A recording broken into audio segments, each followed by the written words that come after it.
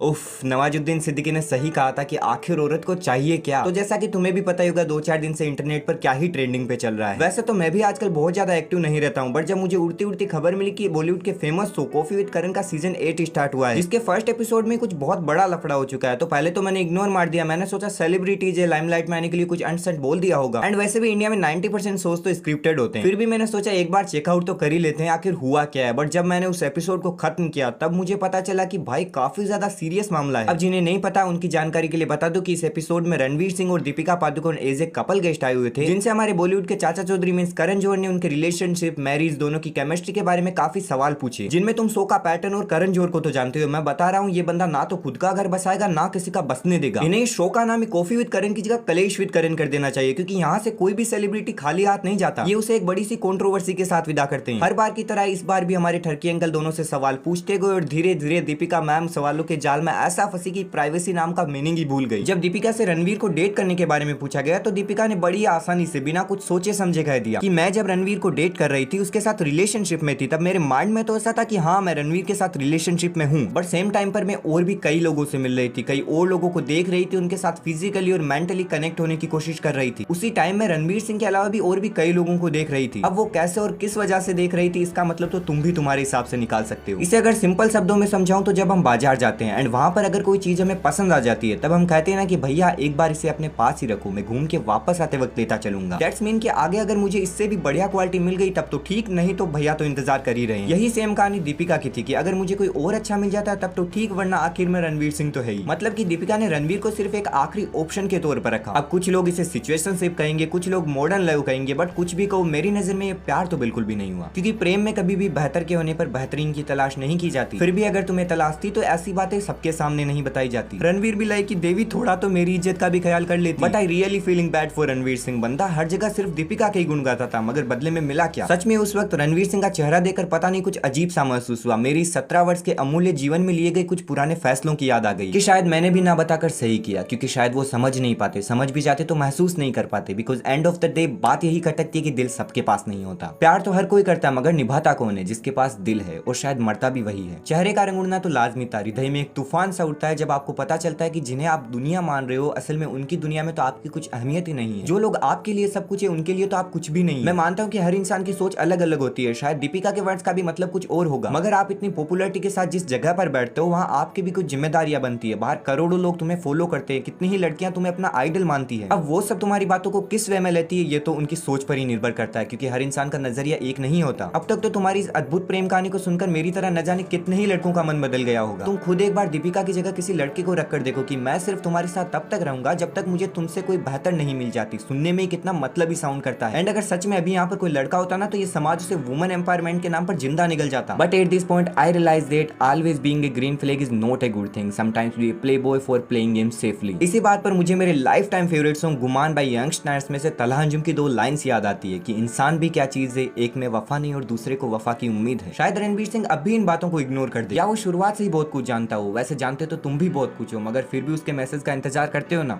यही तो प्यार है। खैर छोड़ो, वैसे भी किसी के पर्सनल मामलों में टांग नहीं अड़ानी चाहिए, मगर मैं रणवीर सिंह की तरफ से दीपिका को 2 ही लाइन कहना चाहूंगा कि अच्छा सिला दिया तूने मेरे प्यार का, यार नहीं लूट लिया घर यार। एंड अगर वीडियो पसंद आई तो वीडियो को लाइक एंड चैनल को सब्सक्राइब करना बिल्कुल मत भूलना। मुझे उम्मीद है कि हम फिर मिलेंगे। वैसे मुझे इंस्टाग्राम पर भी फॉलो कर लेना। बाय।